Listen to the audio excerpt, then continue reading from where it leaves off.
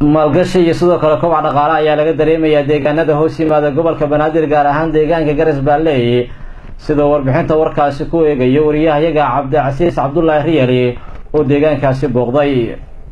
deegaanka Garas Baalley oo ah deegaan curdun ah iyo dhul carra cusub ayaa sameynaya kobac dhaqaale sanadadii ugu dambeeyay sida dhismayaal cusub, xarumo caafimaad, warshado, beero casriya iyo xarumo jaamacadeed. maalgashiga ugu badan waxa uu deegaanku uga imaanayaa dhanka ganacsatada Soomaaliyeed oo horumar ka sameynaya dhanka maalgashiga. halkani waa warshad weyn oo lagu magacaabo Blue Flag oo shiida galeyda soorna u bedesha.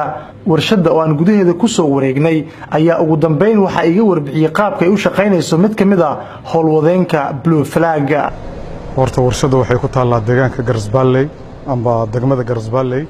warshada magaceedana waxa la yiraahdaa Blue Flag.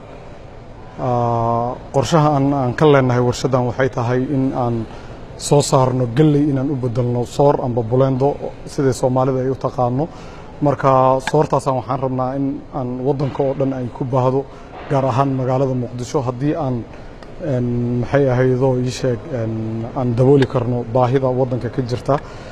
marka waa galey waxa aan soo saarayno hadda qorshahayna koowaad waa galey in aan soor aan ka dhigno